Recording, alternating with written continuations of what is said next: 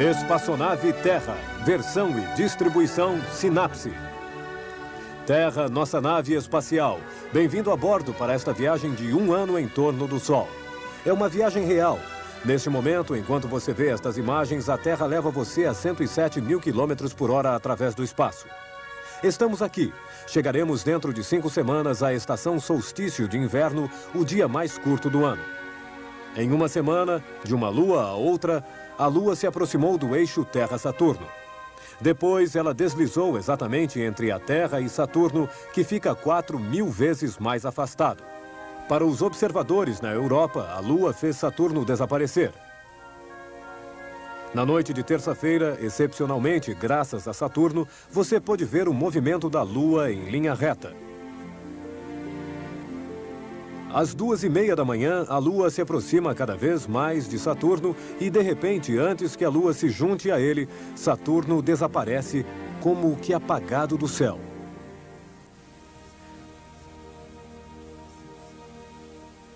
O planeta foi ocultado pela parte não iluminada da Lua. Ao fim de 1 hora, aproximadamente, na borda do disco lunar à direita, Saturno reaparece. Observando com binóculos, é como se uma pequena bola luminosa se afastasse lentamente da Lua. Esse pequeno ponto luminoso é, na verdade, o planeta gigante Saturno, que reaparece. Graças a Saturno, pudemos ver a Lua se mover.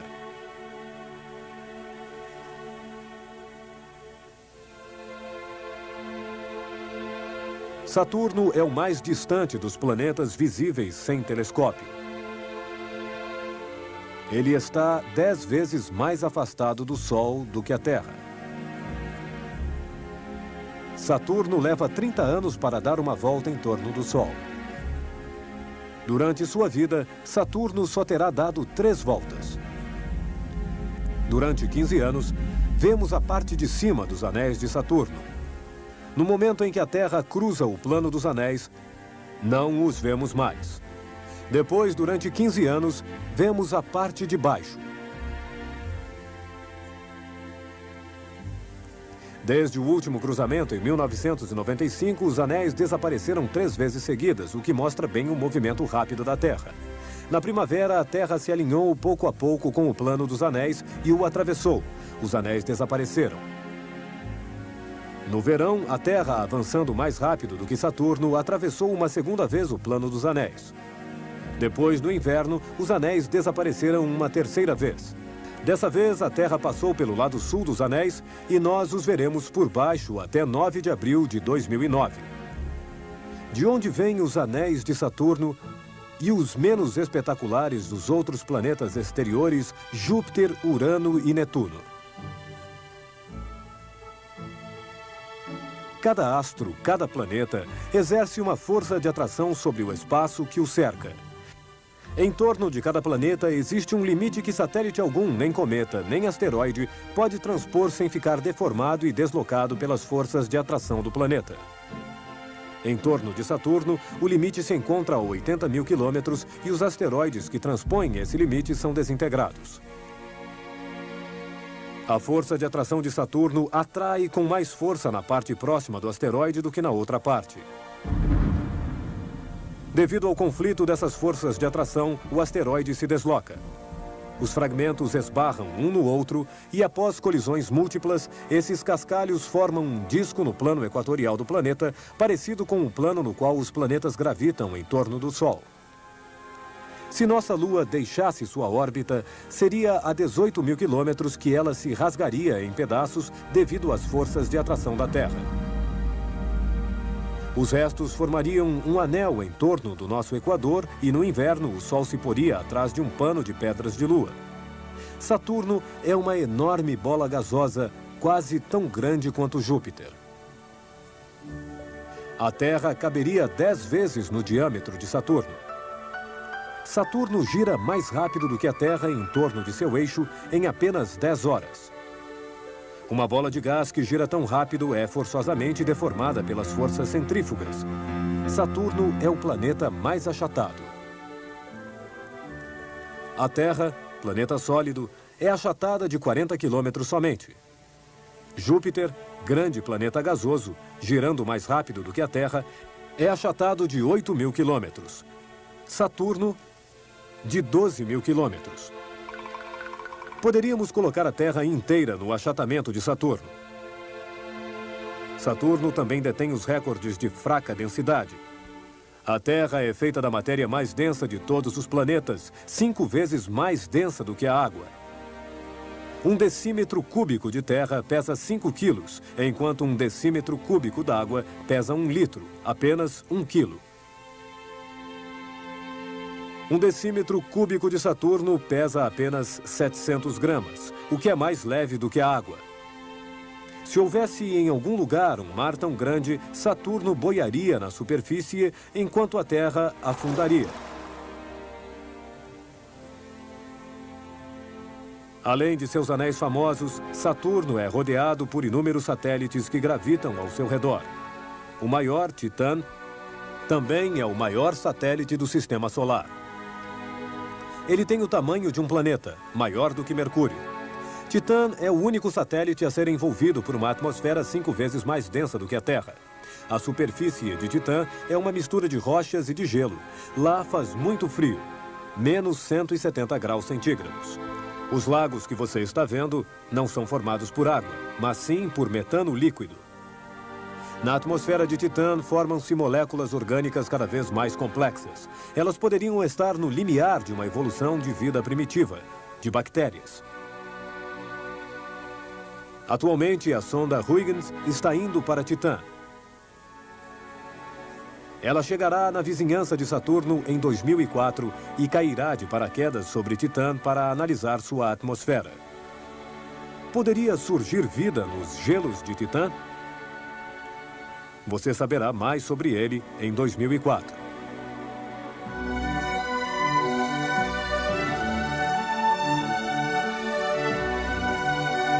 Até o próximo programa.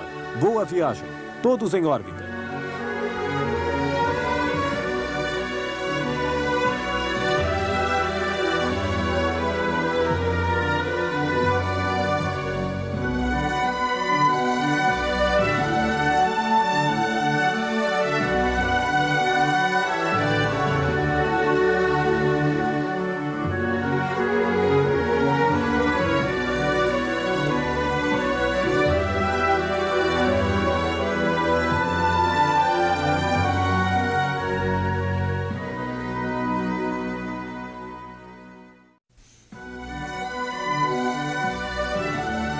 Espaçonave Terra, versão e distribuição Sinapse.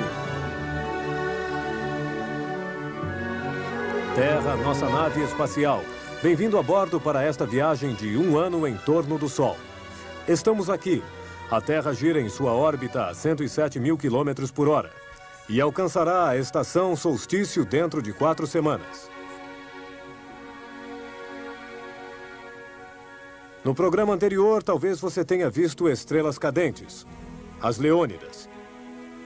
Elas se chamam Leônidas porque parecem vir da constelação de Leão, a meio caminho entre a Ursa Maior à esquerda no alto e Sírius à direita, logo acima do horizonte. Na realidade, as estrelas cadentes poeiras de cometas nada têm a ver com as estrelas que formam a constelação de Leão, bilhões de vezes mais afastadas. Os cometas deixam restos que a Terra atravessa. São as estrelas cadentes. Bem perto de nós, a 100 quilômetros de altitude, essas minúsculas poeiras se inflamam ao contato da atmosfera da Terra. As Leônidas ficam espalhadas na trajetória do cometa Tempel-Tuttle, que a cada passagem, a cada 33 anos, deixa novos restos e provoca uma primavera de estrelas cadentes. O astrônomo italiano Schiaparelli tinha observado uma passagem em 1866 e predisse uma chuva de estrelas cadentes para a vez seguinte. Mas ele não contava com Júpiter, que passou perto da trajetória do cometa. O campo gravitacional do planeta gigante desviou as partículas para longe da Terra. Nada de estrelas cadentes. Desde então, o cometa Tempel-Tuttle passou várias vezes. Ele recarregou sua trajetória com restos novos, alguns dos quais se inflamam ao contato da atmosfera da Terra. Durante milênios, toneladas de meteoritos caíram sobre a Terra. Foram eles que nos trouxeram aquilo que desencadeou a vida sobre a Terra? Isso nós não sabemos. É possível que cometas ou asteroides tenham trazido os elementos químicos necessários para que a vida começasse na Terra. Micro-organismos sobreviventes a uma viagem no espaço, como bactérias preservadas no âmbar durante milênios. Pode ser também que a vida na Terra tenha começado sem contribuições exteriores, por exemplo, sob o efeito de golpes de relâmpago num pântano de metano. O que é a vida? É uma molécula que aprende a fazer uma cópia dela mesma. Sob algumas condições, essa multiplicação teria se produzido espontaneamente sobre a Terra. Essas condições podem existir perfeitamente fora da Terra. Na nossa Lua? Não. Lá não existe atmosfera nem água. As crateras e as marcas de impactos não mudam há bilhões de anos. As únicas marcas de vida são as gravações dos astronautas que caminharam sobre a Lua há um quarto de século e que também permanecerão intactas por milênios. Haveria vida nos outros planetas ou fora do Sistema Solar? Estamos sozinhos no universo? Investigamos Marte há séculos. Em 1976, a sonda Viking, que sobrevoa Marte, transmitiu uma foto espantosa. Na paisagem marciana, um rosto humano nos observa. Era apenas, é claro, a sobra de um montículo. Mas, para além da lenda dos pequenos homens verdes, os traços eventuais de micróbios marcianos nos foram revelados. Sobre o solo árido de Marte, distinguimos os traços de antigos rios. Logo, há bilhões de anos, havia água em Marte. Também havia vida?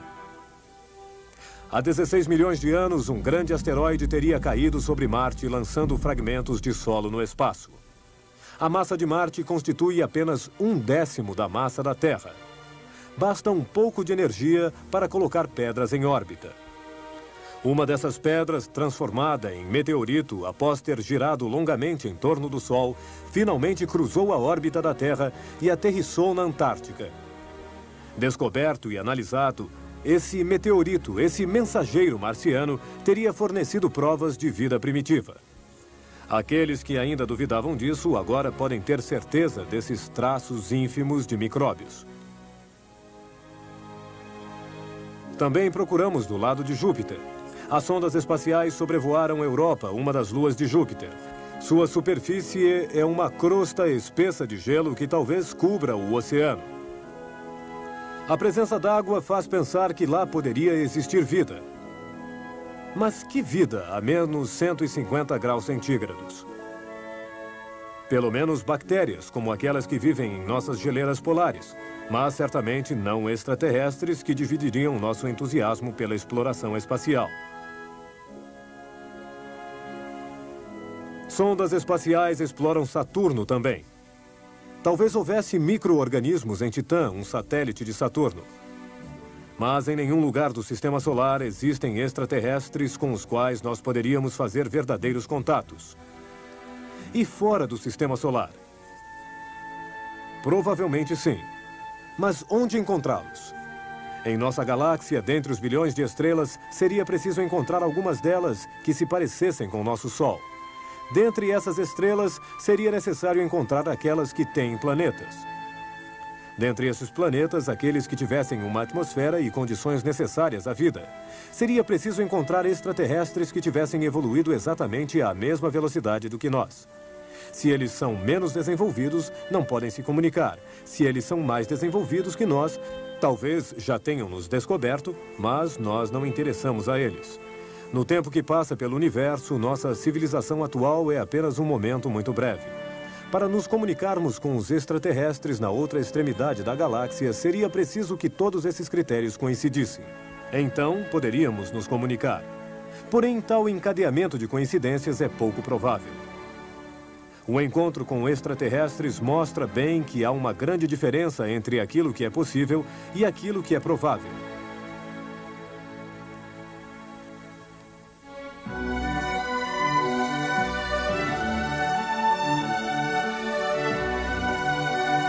Até o próximo programa. Boa viagem. Todos em órbita.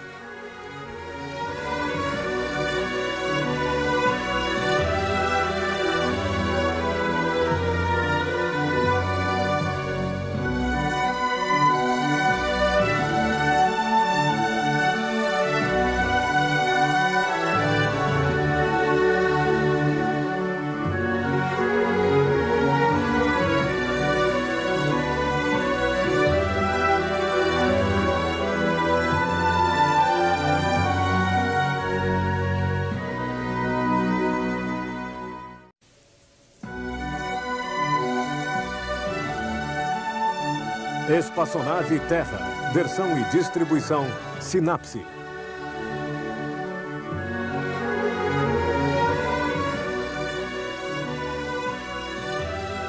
Terra, nossa nave espacial. Bem-vindo a bordo para esta viagem de 1 ano em torno do Sol. Estamos aqui. A Terra está nos levando do equinócio de outono ao solstício de inverno que alcançaremos dentro de 3 semanas. O eixo da Terra aponta sempre na mesma direção e a metade norte da Terra se volta cada vez mais contra o Sol.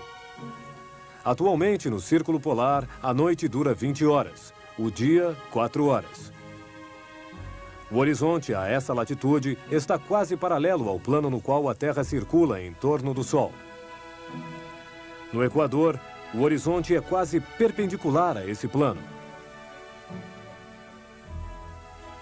À noite, o Sol mergulha em ângulo reto sob o horizonte.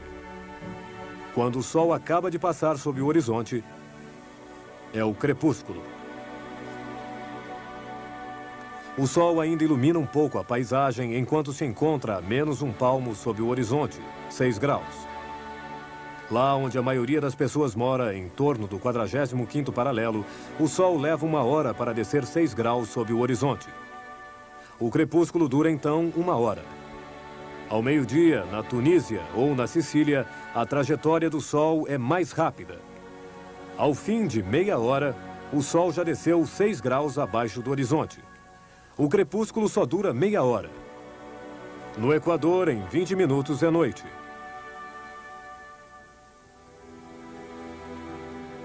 No Polo Norte, 6 semanas de crepúsculo. Você pode ver a progressão da Terra em sua órbita, tomando as estrelas como referências. Elas deslizam de uma noite a outra 1 grau para a direita. Em 365 dias, 360 graus. Uma volta completa.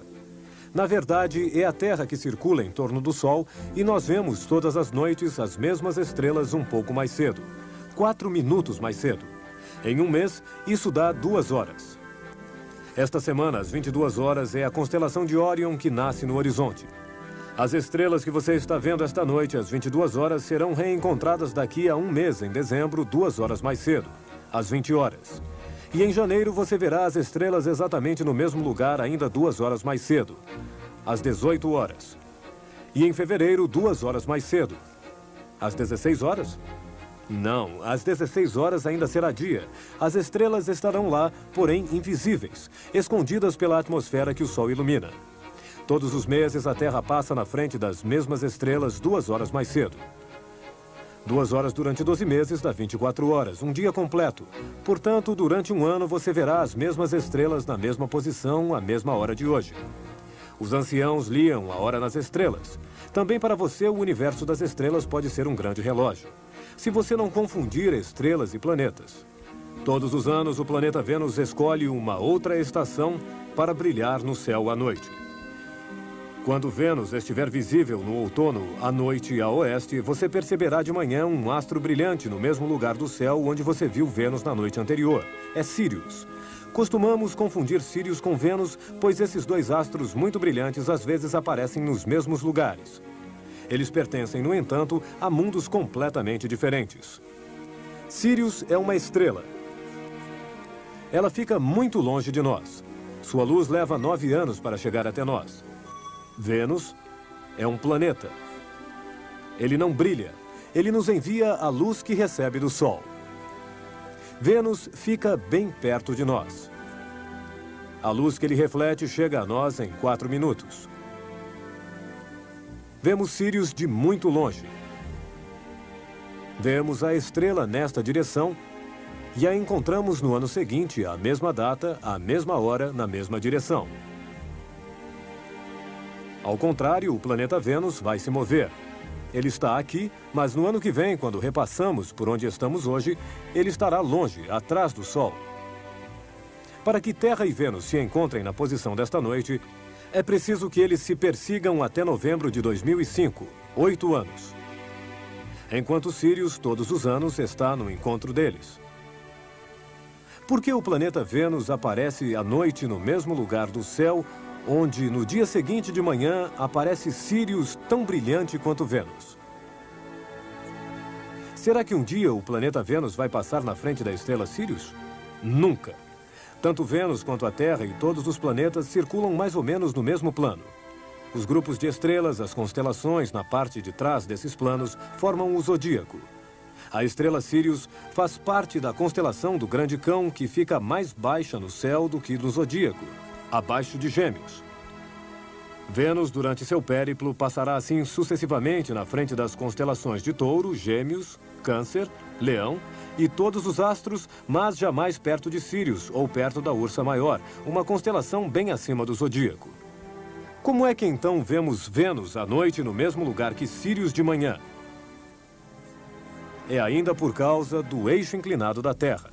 À noite enxergamos assim. Vemos Vênus ao lado da constelação de Sagitário. De manhã, enxergamos assim. Sírius aparece no mesmo lugar do céu. Vênus à direita, no alto, e na frente do zodíaco, jamais encontrará Sírius, à esquerda, embaixo. Em sua órbita, Vênus é mais rápido do que a Terra. Toda vez que ele nos alcança, a cada 20 meses aproximadamente, deveríamos vê-lo passar entre nós e o Sol. Mas a órbita de Vênus é ligeiramente inclinada em relação à órbita da Terra. A maior parte do tempo, Vênus, visto da Terra, passa então um pouco acima ou abaixo do Sol. Todos os anos, no começo de junho e de dezembro, a Terra atravessa o plano da órbita de Vênus. Para um alinhamento perfeito, seria necessário que Vênus passasse nesse mesmo ponto exatamente no mesmo dia. Aí poderíamos ver Vênus transitar na frente do Sol. Um trânsito de Vênus é, portanto, muito raro. É preciso esperar mais de um século. Mas quando ele ocorre, o próximo vem apenas 8 anos mais tarde. Em 1761, o astrônomo francês Le Gentil viaja para as Índias para ver o trânsito de Vênus, um pequeno ponto negro que, em algumas horas, passa na frente do Sol. Mas Le Gentil chega atrasado. Frustrado e persistente, Le Gentil permanece nas Índias. Ele sabe que 8 anos mais tarde, Vênus mais uma vez passará na frente do Sol. Para você será em 2004 e depois em 2012 a ocasião de ver com seus próprios olhos a ordem nessa desordem das órbitas.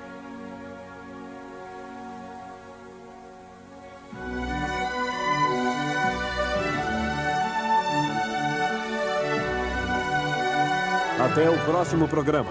Boa viagem. Todos em órbita.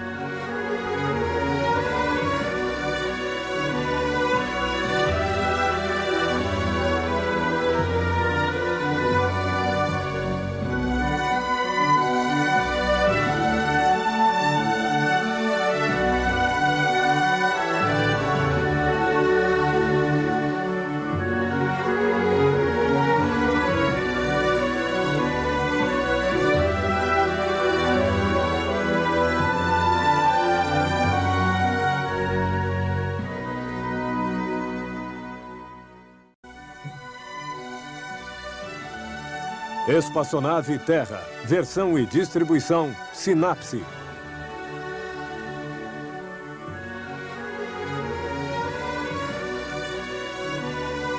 Terra, nossa nave espacial. Bem-vindo a bordo para esta viagem de 1 ano em torno do Sol. Estamos aqui. Alcançaremos a estação solstício em 2 semanas. Esta semana, vamos ver como os astros são ligados entre si. O pequeno planeta Mercúrio fica tão perto do Sol que não podemos vê-lo, exceto quando ele se desloca ao máximo, como esta semana. Após o pôr do Sol, Mercúrio tem tempo para brilhar. Mercúrio é o planeta mais próximo ao Sol. Aquele que gira mais rápido em sua órbita, uma volta completa em 3 meses, 4 vezes mais rápido do que a Terra. Mercúrio deve obrigatoriamente girar muito rápido para ficar em órbita, para contrabalançar a enorme força de atração que o liga ao gigantesco Sol bem próximo. A força de atração do Sol deteve a rotação de Mercúrio em torno de seu eixo e o faz girar bem lentamente em 59 dias, ao invés de um dia como na Terra. Acontece que uma zona de Mercúrio que passou na sombra volta para o Sol porque sua rotação muito lenta faz com que o Sol o agarre. Neste lugar, poderíamos ver o Sol se pôr no horizonte e depois voltar novamente durante alguns dias. Mesmo de dia, o céu fica negro e estrelado porque não existe atmosfera. Não existe ar, não existe céu azul, mas ainda assim, duplos pôr de sol.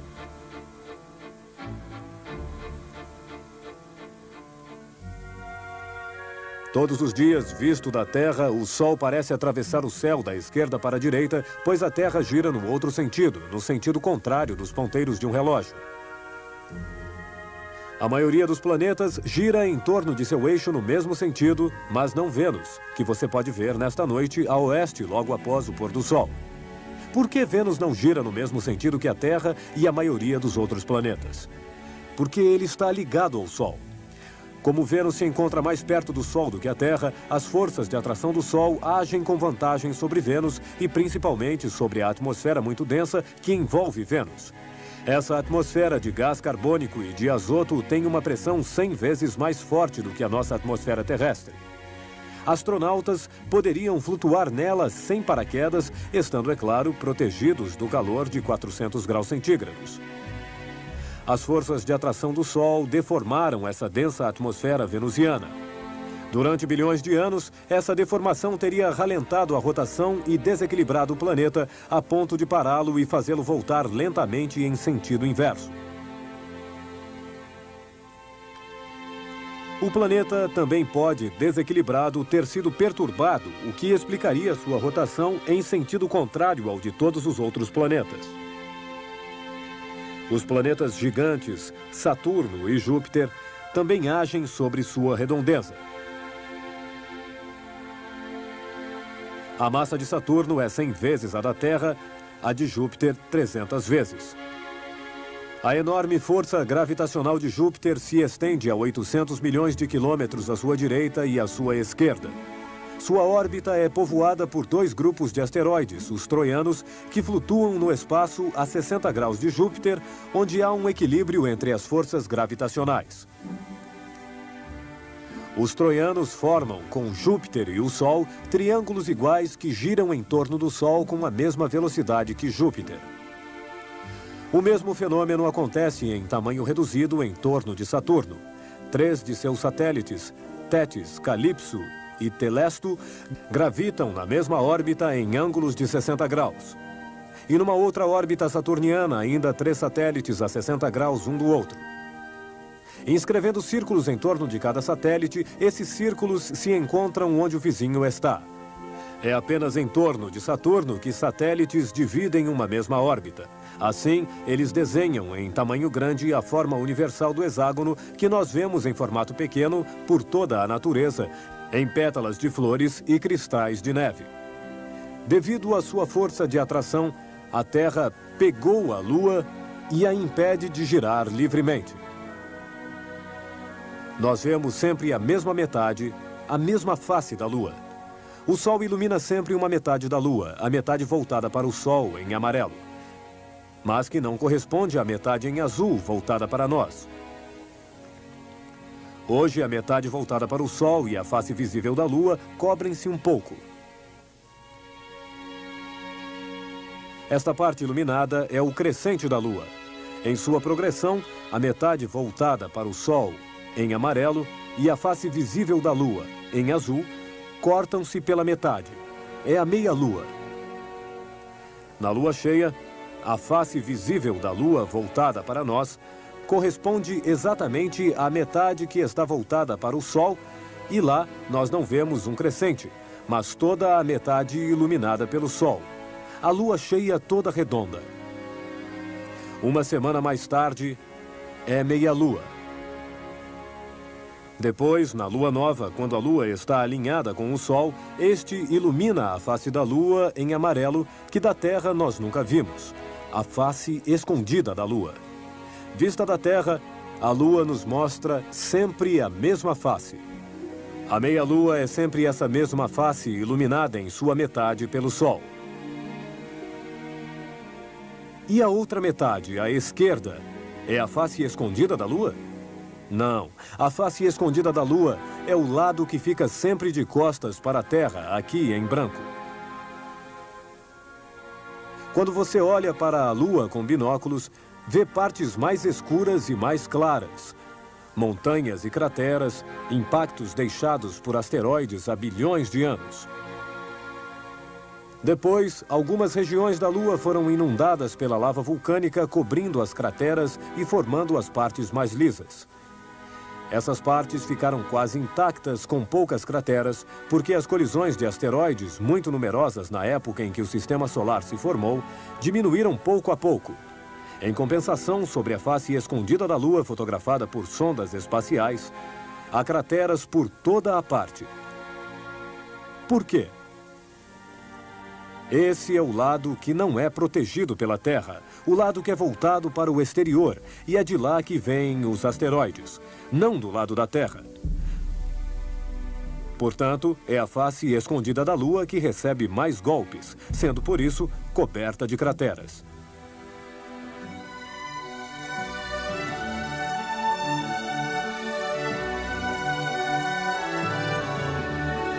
Boa viagem, todos em órbita.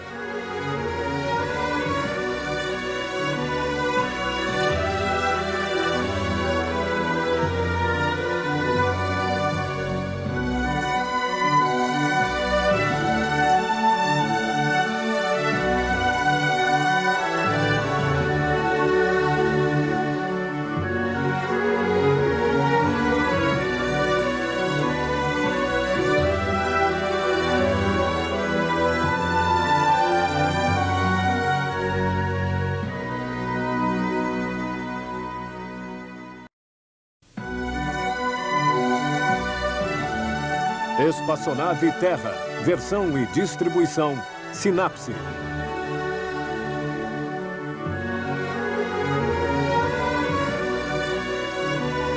Terra, nossa nave espacial. Bem-vindo a bordo para esta viagem de 1 ano em torno do Sol. Estamos aqui e alcançaremos a estação solstício dentro de 1 semana.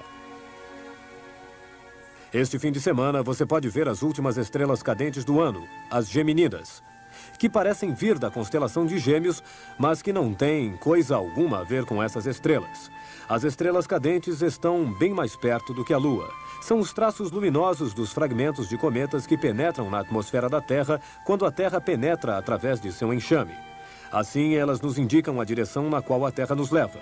E quando não há estrelas cadentes? Como saber aonde estamos indo, já que a Terra não para de girar em torno de seu eixo? A Terra gira em torno do Sol no sentido anti-horário. Para saber a direção do curso da Terra, você deve sempre ter o Sol à sua esquerda. Quando você tiver o Sol à esquerda, vai estar olhando mais ou menos para frente. De manhã, posicione-se à direita do Sol nascente.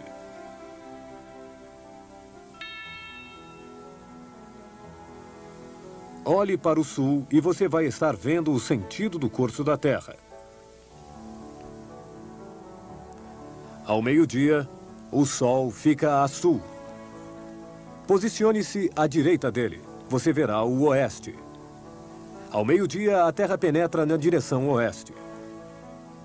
E à noite, posicione-se à direita do Sol poente.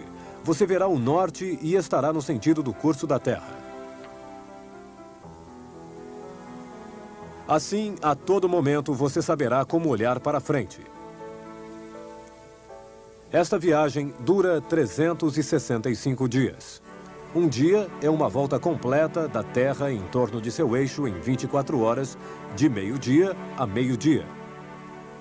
Mas atenção! Em relação às estrelas, a Terra leva apenas 23 horas e 56 minutos para completar uma volta. Esta noite, a estrela Aldebaran, à direita de Órion, aparece a pleno sul, à meia-noite. Na noite seguinte, Aldebaran já passa novamente a pleno sul às 23 horas e 56 minutos. Por que 4 minutos antes? No momento em que a Terra completou uma volta em relação às estrelas, ela ainda não tinha completado uma volta em relação ao Sol. A Terra, avançando em sua órbita, se deslocou. Falta 1 grau para que ela encontre o Sol sob o mesmo ângulo. A Terra ainda deve continuar a girar durante 4 minutos. A Terra encontra as estrelas ao fim de 23 horas e 56 minutos, mas leva 4 minutos a mais para encontrar o Sol sob o mesmo ângulo. 23 horas e 56 minutos mais 4 minutos, 24 horas. A conta está certa, mas em 24 horas a Terra não completa apenas uma volta. Ela completa uma volta mais 1 grau. É por isso que as estrelas, de uma noite a outra, deslizam 1 grau para a direita, 1 palmo em uma semana. Em breve, a Terra chegará em sua posição mais próxima ao Sol. Dia 3 de janeiro. A órbita da Terra é ligeiramente elíptica. Quando a Terra está mais perto do Sol, a força de atração do Sol é maior. A Terra acelera. O Sol parece se atrasar em relação a nossos relógios, pois a mecânica rígida e regular de nossos relógios não consegue se adaptar constantemente às passagens do Sol, que variam de um dia a outro. Em dezembro, quando nossos relógios indicam meio-dia, o Sol se encontra um pouco mais à esquerda. De um dia a outro, ele se atrasa. Em compensação, os relógios de Sol indicam sempre fielmente a posição do Sol. Na época de Luís XIV, os relógios cada vez mais precisos apresentaram uma diferença em relação aos relógios de Sol, uma diferença entre a hora oficial e a hora solar. Foi preciso então fazer com que os relógios de Sol ficassem mais precisos. A linha reta de sua indicação de meio-dia foi substituída por um 8 alongado, que é o espelho das posições do Sol durante o ano. Quando, devido à aceleração da Terra, o Sol parece estar atrasado, principalmente no inverno, a sombra aparece aqui, à esquerda. Quando o Sol parece estar adiantado, principalmente no outono, a sombra aparece aqui, à direita. Sombra à esquerda, o Sol está atrasado em relação à hora oficial. Sombra à direita, o Sol está adiantado em relação à hora oficial. Em dezembro, a trajetória do Sol diminui. A duração do dia diminui.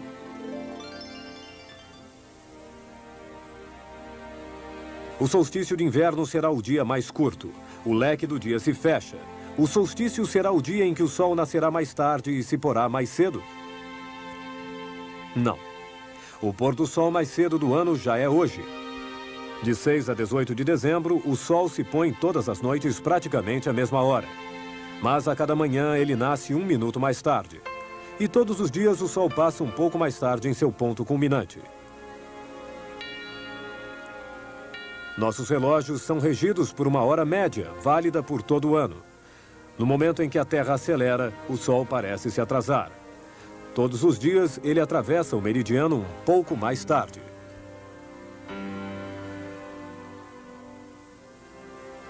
De um dia a outro, o Sol nasce mais tarde.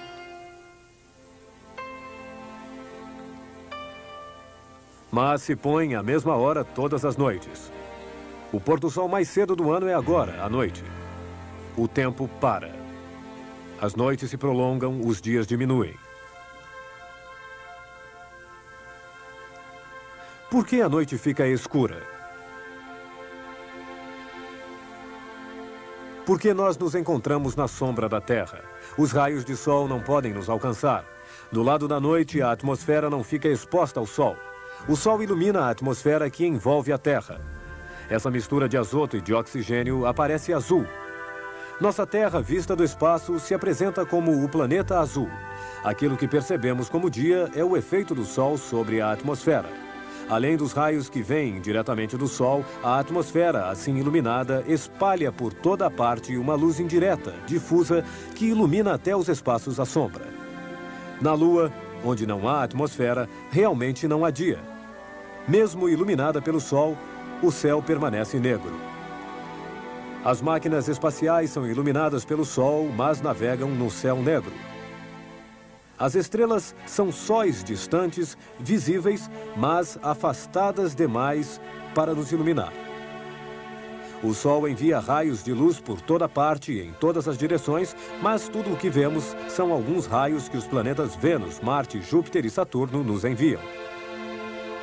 Os raios de luz que não têm nada para iluminar permanecem invisíveis.